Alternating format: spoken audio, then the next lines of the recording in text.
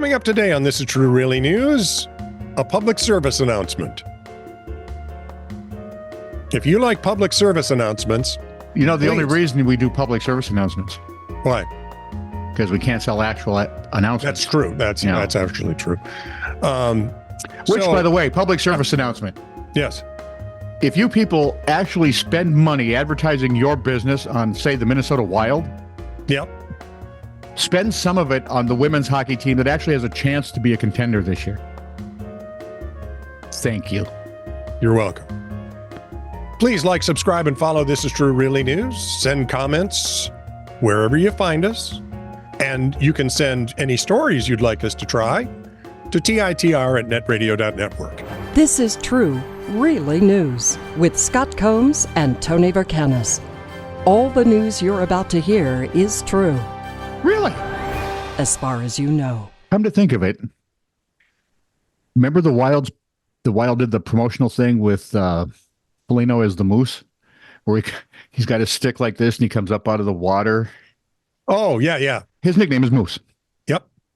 They should do some sort of commercial with Foligno and Grace Zumwinkle. See? Foligno and Zumwinkle. Yep. Because Zummy is leading the everybody thought it'd be the Taylor Heisey show, but she's leading the PWHL in scoring. And the Minnesota franchise of the PWHL in scoring. They don't have nicknames yet. A pigeon. Yes, a rat with wings suspected of spying for China and held for 8 months has been released now by Indian officials after interventions from PETA. The bread? No, the group. Okay. People eating tasty animals. Mm. After learning that a pigeon was being held as case property for an astonishing 8 months, PETA India sprang into action. Sprang, I tell you, after 8 months. Yoink. To secure the bird's freedom from captivity. The animal's ordeal began. I think it knows too much. I'm not sure they could afford to let it go, but they did. The animal's ordeal began last year, May. It was captured near a port in Mumbai. There was a message written on the pigeon's wings in words that appeared to be Chinese, said the PETA expert.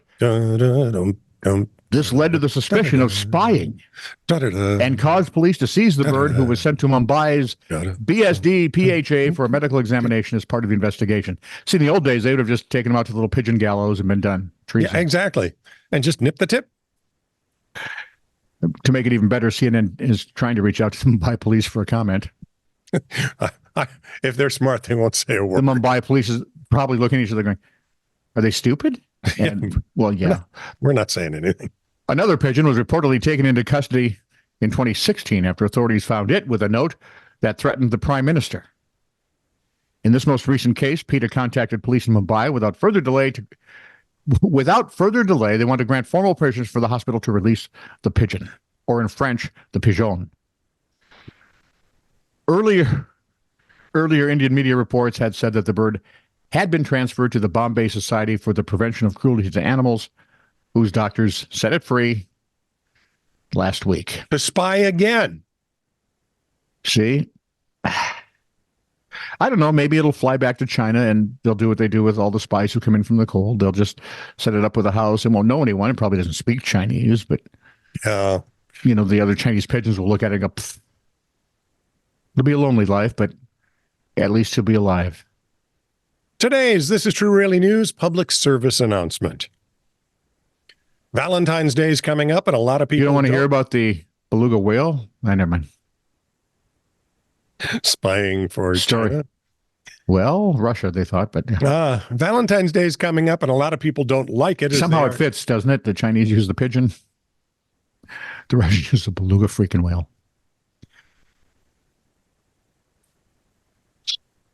I'm done. Valentine's Day is coming up. I mean, it was all the way back in 2019, so... And people don't like it, as they are currently single and pining for their lost love. Maybe. Excuse me. Yes? I thought most people don't like it because it's a man-made holiday that makes you fork out hundreds, if not thousands of dollars to apparently show everyone else that you're actually in love. Well, whatever. It's generally accepted that getting rid of reminders of failed relationships is a good way to move on. And one eco-friendly company aims to help with that. Uh-oh. Simply send all those cards and letters you've been keeping to the Who Gives a Crap eco-friendly toilet paper company. Oh, good. And they will custom print your poopy ex's promises Right of there eternal bliss on the wipe sheet into something more worthy of their actual value. That writing's damn near poetic. I did a great job on that. I knew it wasn't someone from AP, so. Yes, Who Gives a Crap will magically turn their BS into TP. You can wipe out their memory while, well, you know. Find out more at flushyourx.whogivesacrap.org.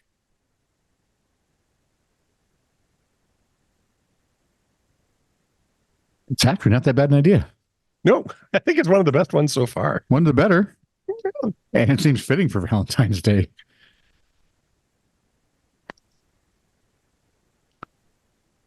So, here's the deal. We do This Is True Really News. Yeah, but we should do 4 stories. No, only 2 this time because we're evening out for last week. What? When did we talk about that? We didn't. We've just done 2. Do your second story. Fine. I was hoping to get past this. Homeward Bound Pet Adoption Center in South Jersey is stepping up in a feline sort of way for Valentine's Day. They're making pet toilet paper. No. No. That'd be more clever. NBC4 TV reported that as part of a Valentine's Day promotion and in return for a $50 donation, the shelter will name a feral cat after your ex. Somehow I'm thinking these 2 organizations don't quite get the gist of Valentine's Day. No. I'm just saying. Oh, by the way, after they named the feral cat after your ex? Yeah. Right?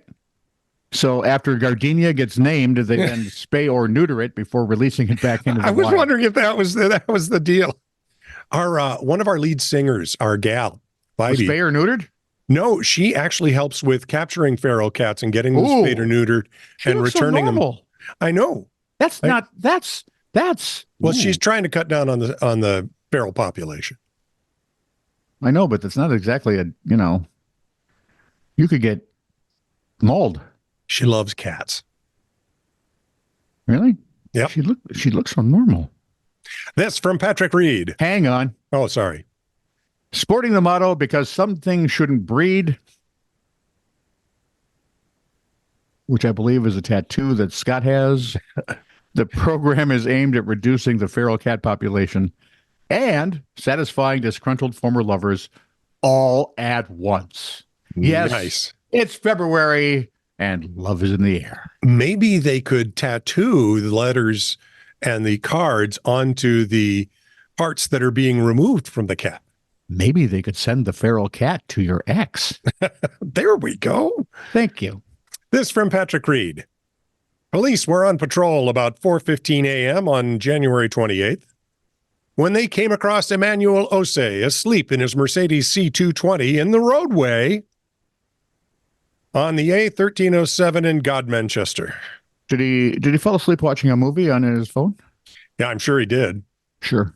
The officers initially thought the vehicle had broken down, but pulled over to find the 34-year-old asleep with his seatbelt on and the engine running. Osei of Maple Drive, Huntington, blew 47 at the roadside over the legal limit of 35 micrograms. And hang on. He was in his car. In the lane. And the engine's running. Asleep. Oh, dude, you just made a really easy pickup for them. He went on to give an evidential reading of 42 in custody, which was when they got back to him. So he was 47 on the road and 42 in custody. And that's per 100 milliliters of breath. So, I mean... So I know things like 1.8. Yeah, so it's going to be close. I'll bet it's not. At Petersboro Magistrates Court, January 29th, Osei was disqualified from driving for 3 years and 6 months after pleading guilty to drink driving. Now, I want you to really think about this. Mr. Osei may have an appeal here. They did not catch him drink driving. They caught him drink sleeping in the roadway.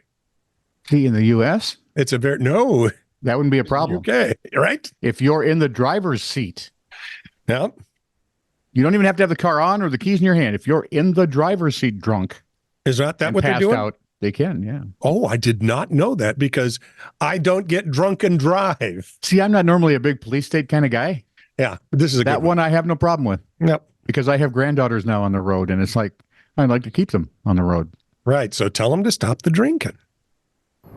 Yeah, my granddaughters. This is true, really news. Send email to TITR@netradio.network.